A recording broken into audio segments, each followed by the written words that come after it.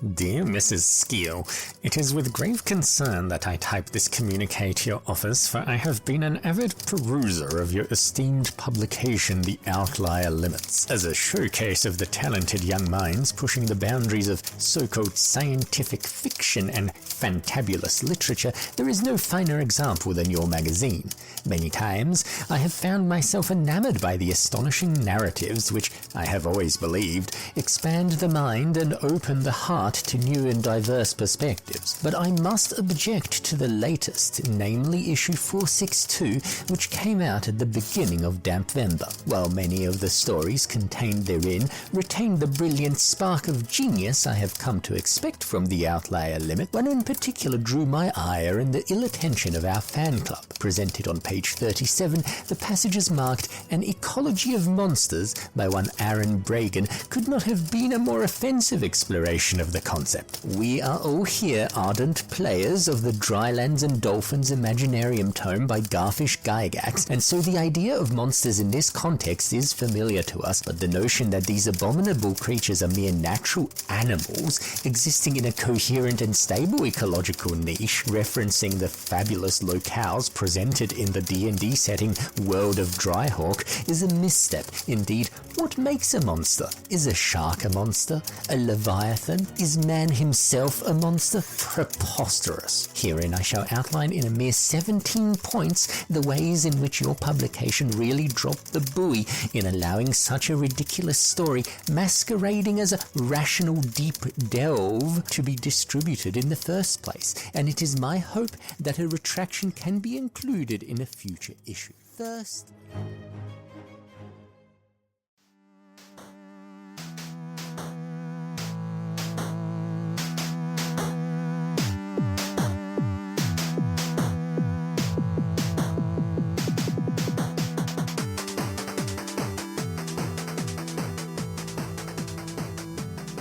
here's the thing about small talk, is that I've finally found a use for it. Okay. Which is to basically make socializing at work bearable, because that's all that we do. Like, we don't have any higher level conversations than that. Like, what happened on your weekend, or how are your kids, or any of that nonsense. No one's talking about like, hey man, what do you reckon life is about? Do you think a merciful creator would create a system in which one of those urethra worms could get in there? No one talks about stuff that needs to be talked about, but it's all just nonsense. But at the same time, I've noticed that I'm just doing a lot of that in my personal life with people who I actually enjoy speaking to, like my wife. Like the other day I was saying like, oh, pretty crazy weather we've been having, and she went along with it because she's very kind. But I could see behind her eyes that she knew that something inside me was deeply broken, that something, something has to give sometimes, and that's what it is in me. And now I'm just a small talk guy. Well, you could always just try and cultivate the medium talk. We don't, we often talk about, deep talks and small talks, and we forget that some of the most rewarding and simple conversations are your medium talks about, let's face it, for you and I, it's like Warhammer and occasionally Fallout. Like deep dives into our fandoms and so forth are more substantial than the weather and like whatever television show was on last night that you definitely didn't watch, but less substantial than the meaning of life and creation. I've been watching a TV show on Netflix called The Diplomat, which is about a diplomat, and it does not contain any wizards at all. And actually, I started watching it because someone on a podcast I was listening to recommended it. And I was like, this sounds like the most boring ass shit, but I'm going to put on episode 1. And then 3 seasons later, when I finished 3 seasons of it, and it's compelling. And it's about, get this, a woman, and she's a diplomat. Yeah. Yeah, I know. It's crazy. Women can be anything. Girls can do anything these days, but except be called girls, because that's condescending. Speaking of infantilizing, Monstrous Mythtakes. Monstrous Mythtakes. This is a mini episode that we do in between our mega episodes. Yes. This is like the difference between like mega golf and mini golf. That's right. Yeah, and the middle, golf. That's where Tiger Woods, the famous cheater on women, not golf. As far as I know. I don't think he's ever cheated in golf. I'm not sure how you could cheat in golf. Could you? Oh, yeah. Like, yeah, just distractions, fake bowls, somebody, further down the fairway just throwing a like-looking ball onto the green or something. Fake bowls. Yeah. Now that's funny. Now that's comedy. And you haven't even mentioned Mecha Golf yet. But before we do, let's in fact just do our monstrous myth takes. Let's do a monstrous myth takes. So here we have each of us comes up with a monster and a very short sort of description subtitle for it, maybe. Yes. And the other person has to fit that monster into our setting. And our setting this time around in season 2 is the Celestial Deep, a wet and wild adventure where every planet holds an ant, maybe. At least one. At least one. And where it's not wet and wild, it's just sort of damp and like slightly outrageous. And if this is confusing, I would suggest you go to our setup episode or our episode 1 to find out what's going on. Yeah. Or both. Or go back to season 1 and start all over and just catch up with us. Yeah. Only thing that matters in life is clicks, I heard. Is this true? Yes, it is. Yeah. I spend at least an hour every night just clicking on my mouse. Not on anything in particular, just clicking. Yeah. Yeah. I sometimes go to the bathroom and I just click things. It's true. So, I want to talk about that more. Would you like to go first, or shall I? I think you should go first. All right. And give unto me your monster. All right. Monster me up. I'm monstering you up with the Sparshark. One word. Dangerous predators that desire more than just flesh, and despite their appearance, are still primarily organic. I shall slide that into the chat.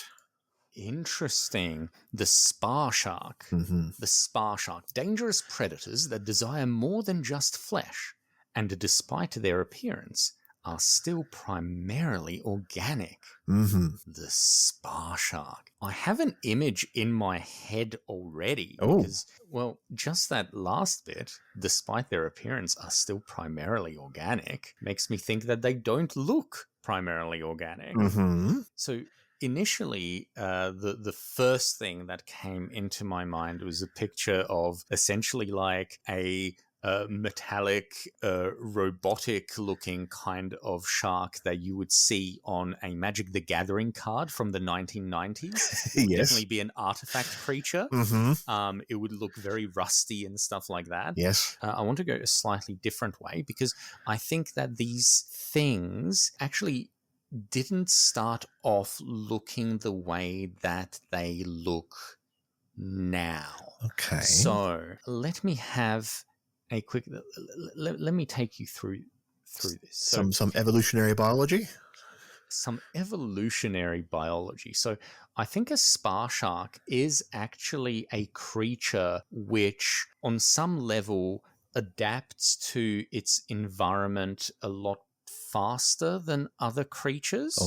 I don't know why. I'm not a scientist, and a scientist could tell us that this is incorrect. But there are no scientists here on this podcast, only Imagineers. So I think a Sparshark started off looking very much like what you would imagine a shark look like a great white shark, but I would say quite a lot larger, maybe like 6 or 7 times larger. Oof, right, yes. Yeah.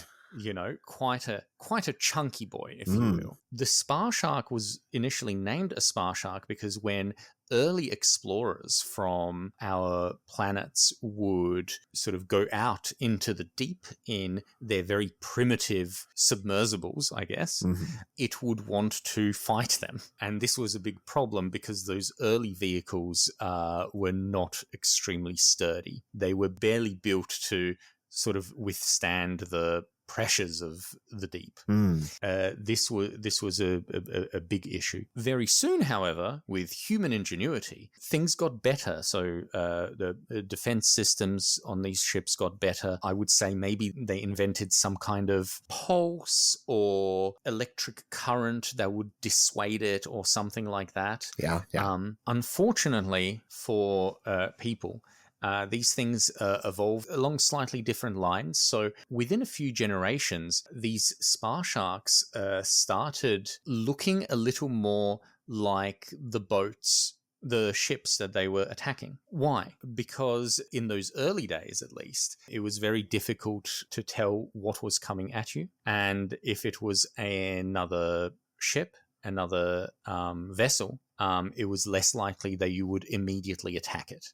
Whereas if it was a shark or a creature that's about to go right for you, that would be more likely. I think a Sparshark in the modern age, I think it's probably not, I don't think it's a huge problem now for the people of the deep, unless they are out in sort of subpar ships. The smaller, like, farmer vessels and so forth? Yeah, the smaller sort of farming or, like, personal craft that would just stick fairly close to the planet. And at this point, I think the Sparshark it's still vaguely shark-shaped, but a lot of its outer, like its skin and its, let's say its carapace looks more like the plating on an old iron submarine. The thing that they desire, they desire more than just flesh. Well, I think they are animals. I don't think there's anything super intelligent or there's definitely nothing magical about them. I think they are animals. They just want to crack open a can and eat the delicious stuff that's inside. But I think what they are looking for as well is ways to, I think that they are biologically driven to try and fight as many things as they can and find out the particular traits and weaknesses that those things have so that they can change themselves over just a few generations to better target those things. Right. So what they're hungry for, desiring more than just flesh, is evolutionary sort of advantages. That's right. Right. Yeah. Okay. Yeah, that works. And I think they probably get nutrients not just from biological stuff, right? But they also eat some like metal and stone and yeah. And I think that would contribute to, I suppose, just the way that they look, not necessarily the way that they act or pose, if that makes sense. Yeah.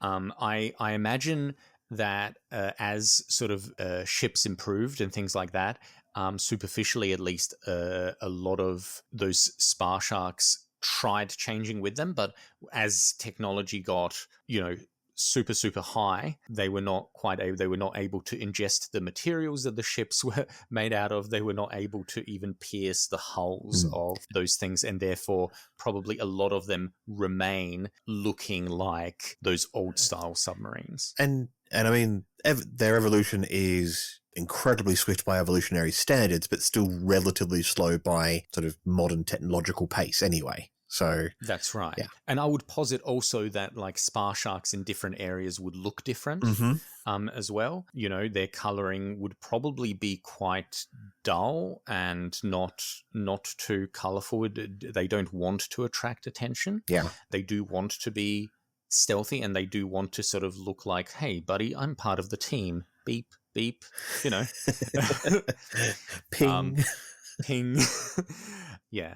So I think they would be dangerous if you were caught in a time or a place or a vessel that would be susceptible to being attacked by them. Yeah. So, I mean, it also leads to the possibility, the dangerous Sparsharks these days are mostly, irons and steels of an old sort of variety.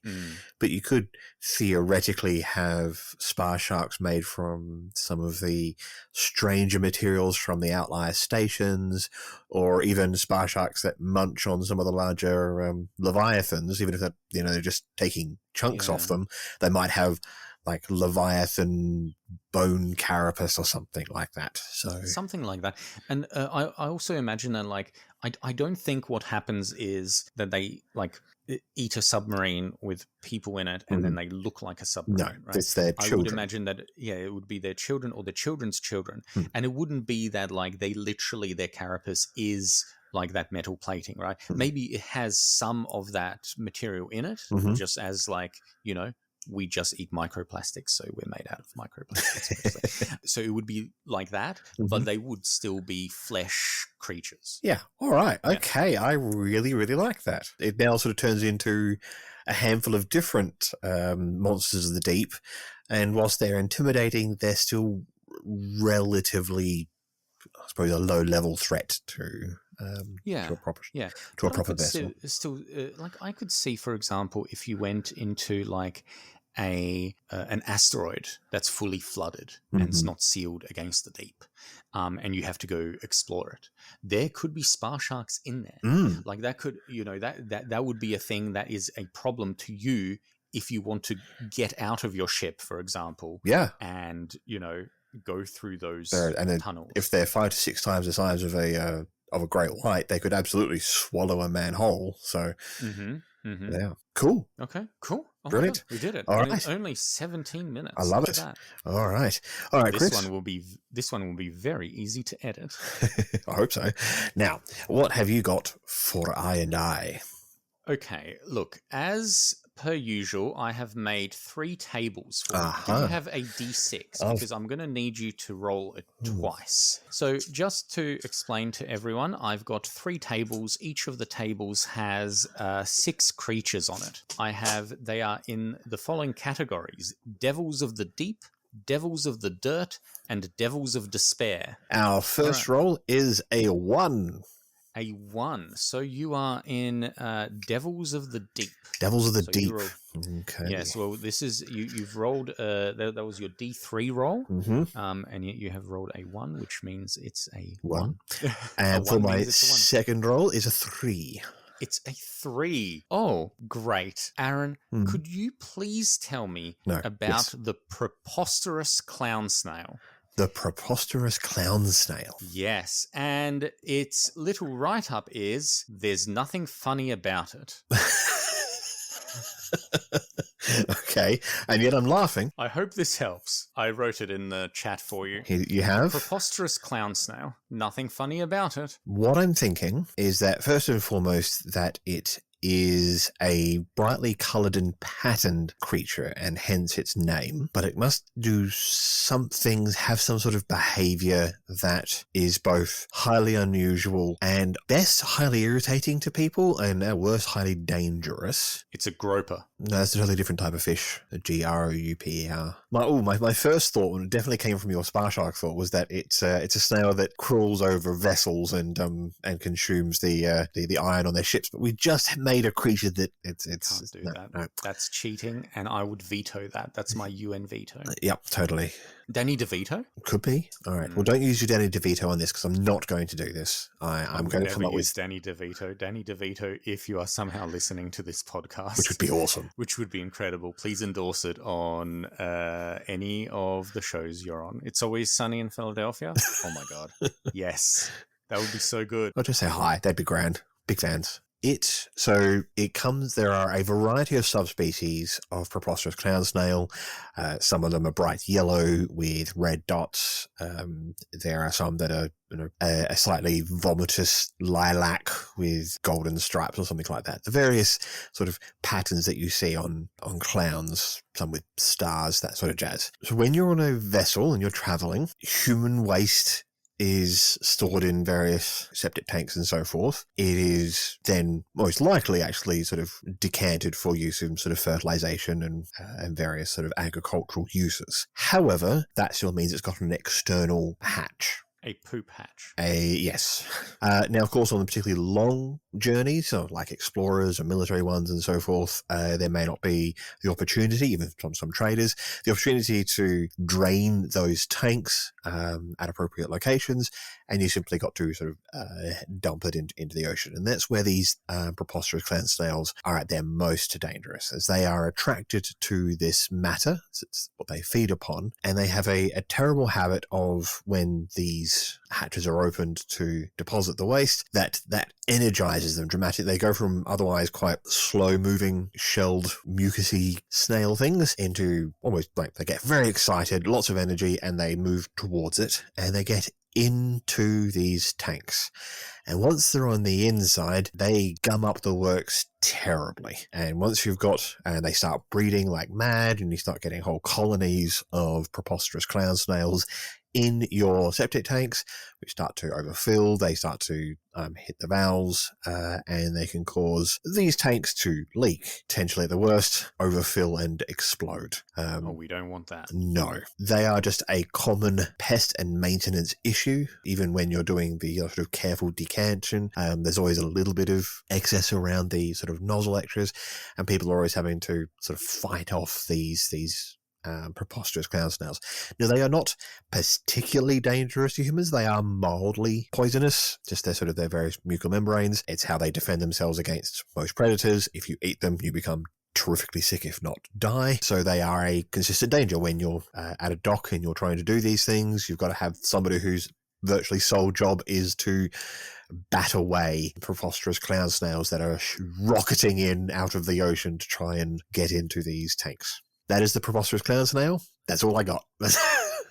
You know what? I like that. I think this works really well. We've got the Sparshark, which is a dangerous predator, and a Preposterous Clown Snail, which, you know what, it gets into your toilet, and that's bad. Yeah, basically. I can see it in terms of an RPG as being it's a bit of literal sort of local colour, and maybe when you're doing sort of getting into the nitty and gritty of things, you've got to have a character whose job it is to go out there and bat them away. But in the more interesting problems is, you're exploring, and you've dumped your waste, and then a couple of days later you start to realize that, oh no, you've got a Preposterous Clown Snail infestation in your septic tanks.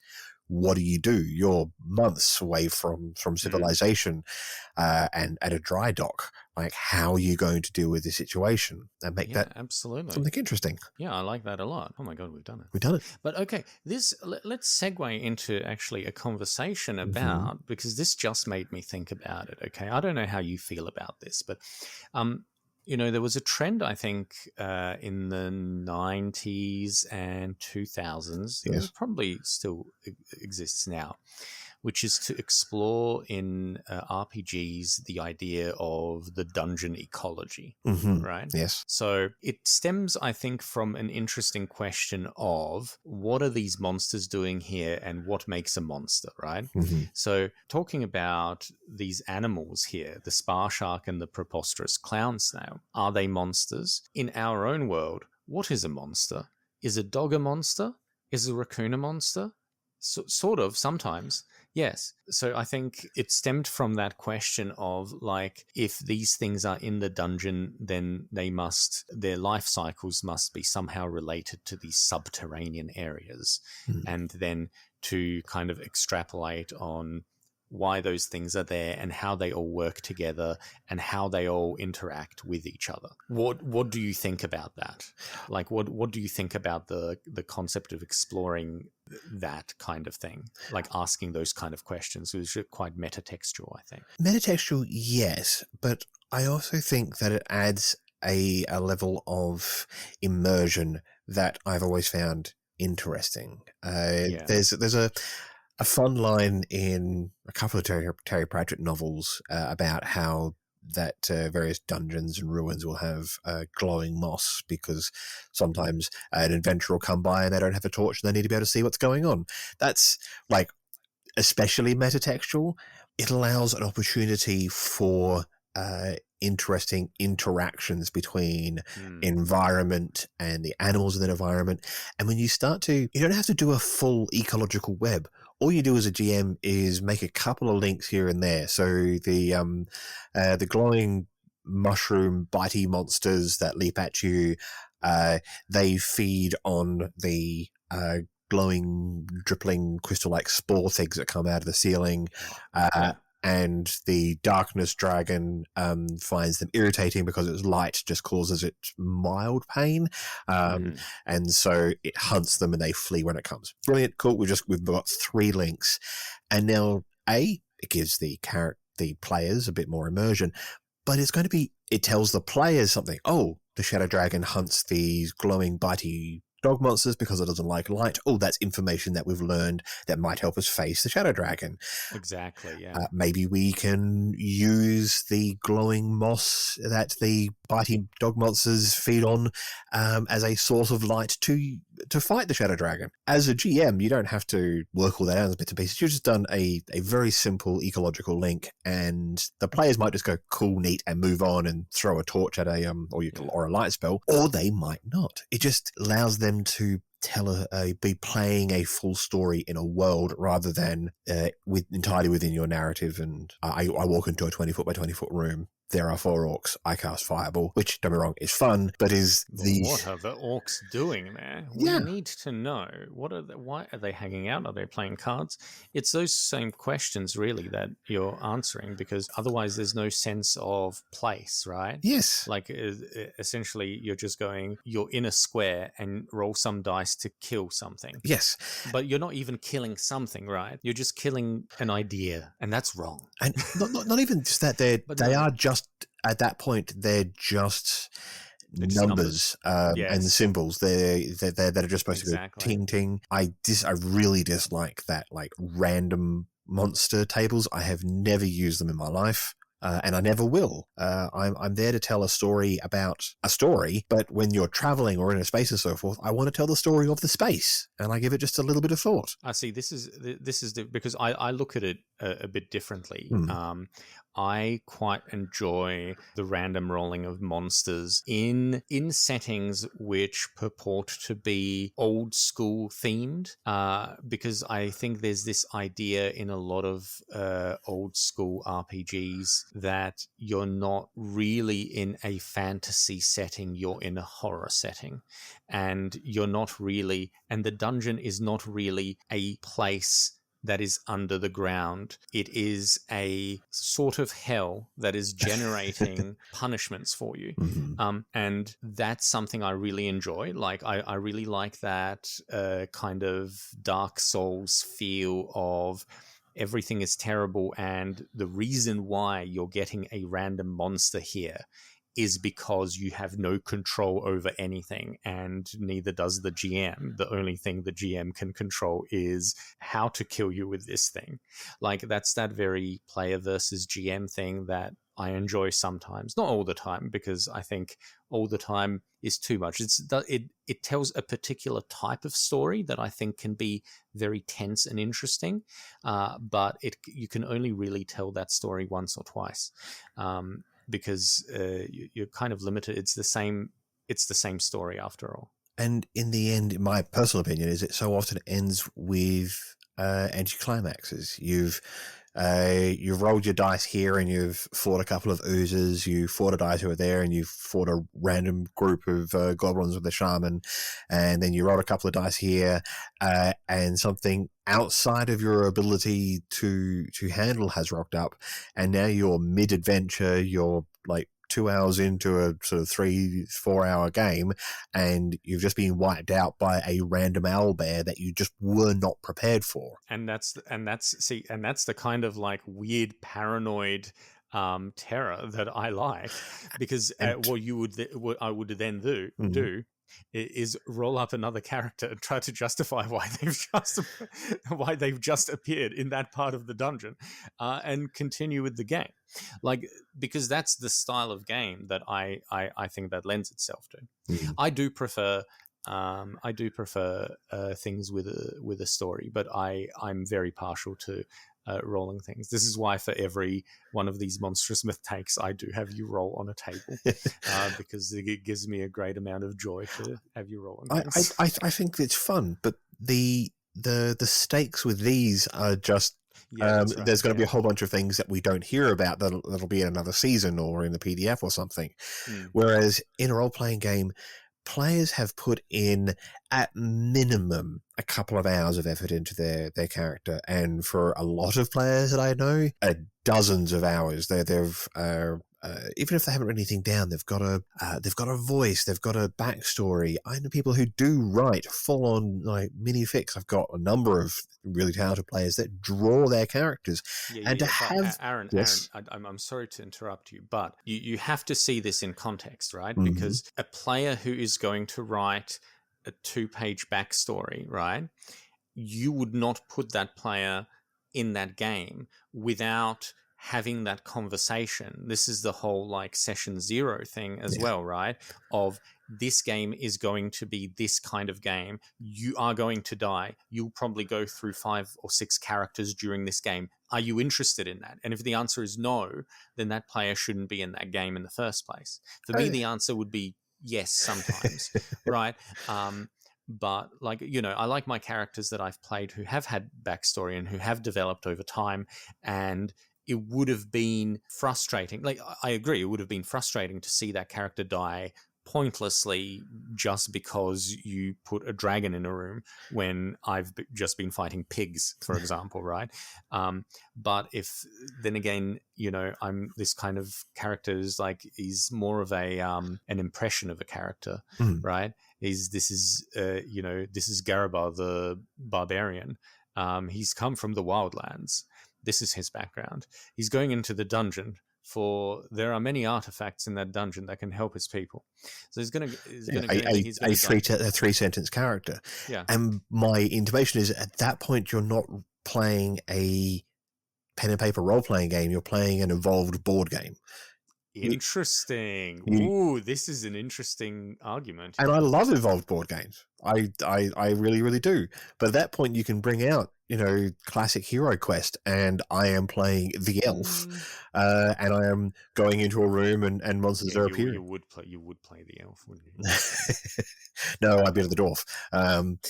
But those are a lot of fun. But that is a different beast. I'm not even talking about like session 0 issues. I'm not inviting people to an RPG. I'm inviting people to a complicated board game. I think that you would find a lot of GMs, and especially a lot of old school revival GMs, to disagree with that assessment. And I'd be delighted to have that conversation with them.